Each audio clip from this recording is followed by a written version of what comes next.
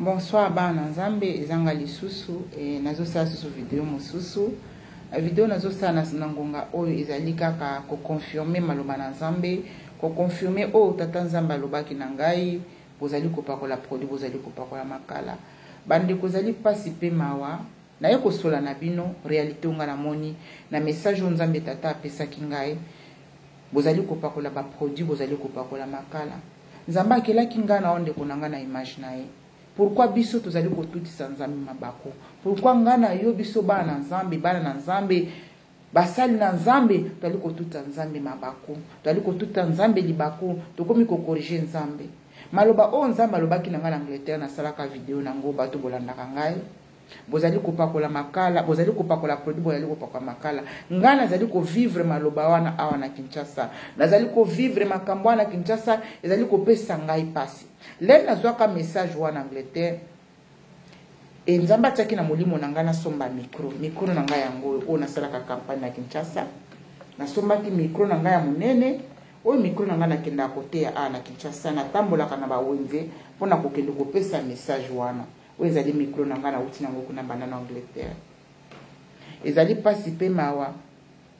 nazo vivre maloba o nzamba lobaki na ngai bozo pakola ba produit bozali kopakola makala bande ko na ngai na ko beta lisusu sete pona mawa na nzambe na beti sete na ko senga na bino bana nzambe botika kopakola ba produit bozali ko détruire nzoto na banzoto na bino na ba parents musu bakoma kopakola bana bango ba produit pourquoi ko détruire corps temple ya Saint-Esprit nzamba kelaki mundele na poso na ye nzamba kelaki yo mwindu na poso na ye nzamba edi pourquoi kabola ki ba couleur nyoso tu pourquoi biso tozali ko beta nzambe libako to suki kaka wana te nazo mona makambo beleni awa na Kinshasa bato bapakola ki bango ba produit bakoma bilonge koma ya makala bilonge koma ya makala bilonge koma ya makala ndenge nzamba lobaki bilonge ya bato komi mwindo lokola telefone mwindo lokola makala bato bapakola ba produit ba tampo ebeti bato bilongi partout ba mususu ezikisi bango na mukongo ba mususu ezikisi bango awa batolo bato bakomi mwindo basi na mibali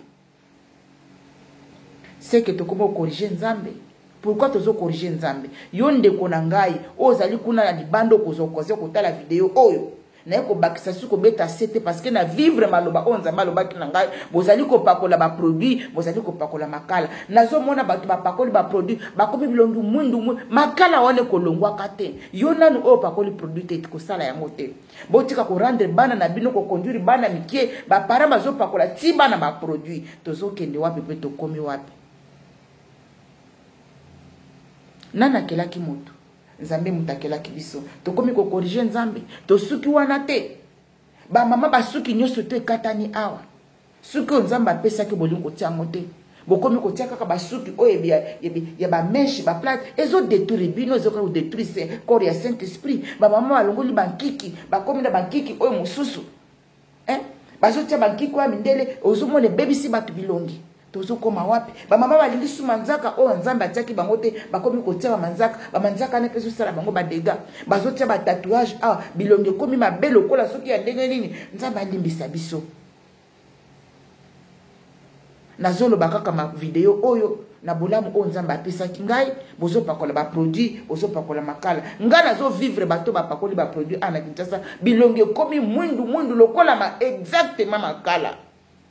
yango na kendaka na micro na ngai na tambolanga na bawenzi kopesa bana nzambe koteya bato liloba wana bato babongwana bato batika kotuki tozali kotukisa nzambe bande ko bozongela basuki na bino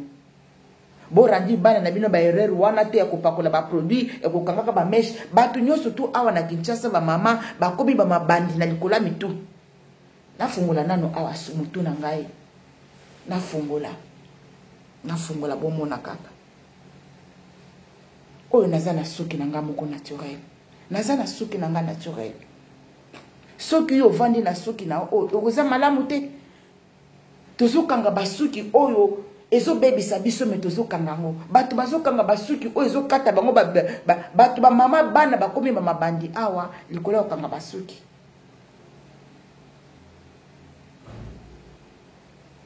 totie place na nzambe wapi totie place na nzambe wapi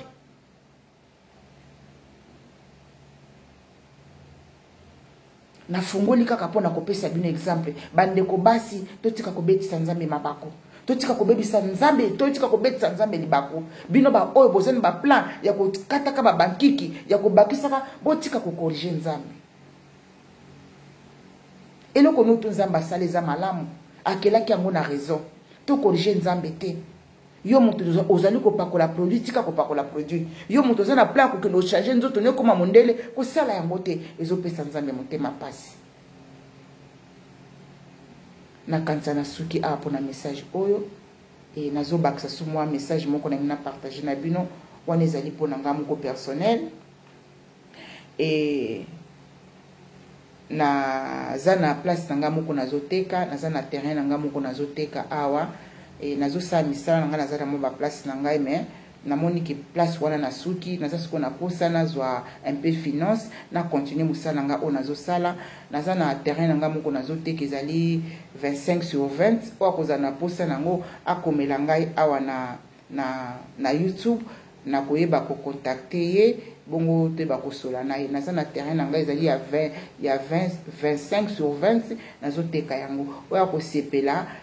eza kaka moko oya kosepela contacter ngai nayebi ke bandeko mingi batala nga baza na libanda nga pe nazalaki moko na bino kuna libanda me nazongi na mboka nazosala misala na ngai e naza na place na ngai moko nazoteka oya kozala intéressé akomela ngai comme ça tosola en privé toyeba ndenge nini tokosala merci beaucoup bozwa yango en considération ezali terrain ya motu te ezali terrain na ngai moko na kombo na ngai e makambo nyonso ezali ya ngai nateki yango mpona mobulu te boye na boye te nateki yango parce que mosala nazali kosala azo senga nga plus de finance naza su na finance na maboko te yango na bike non nazwa terrain na nga moko nateka yango moto oyo akoza na posa ya kolinga kosomba terrain akomela nga na se wana toyeba kosola et toza en famille merci nzambe na lola batela bino ozelaki ngai ya bino mwana musala na nzambe bo kangama na nzambe bo luka na vérité pe bo banga ye botika ko détruire corps ya Saint Esprit nzoto no ezali corps ya Saint Esprit bo batela yango nzambe lobi na biso bibe lobi na biso ba oba ko détruire corps na ngai nzamba ko détruire bango bazo mona batana bazo komona ba cancer bilongi baby bat bazana na ba âge ba 45 ans bat bazana ba 50 ans bilengo comme on dirait bat bazana ba 80 ans batu bazana ba 30 ans bilengo comme on dirait mutu moko azana 50 ans batu bazana ba 20 ans ba comme on dirait ba 45 ans likolo ya produit botika kopakola ba produit ndeko bandeko na ngai botika kopakola ba produit bozala ndenge nzamba kela kibino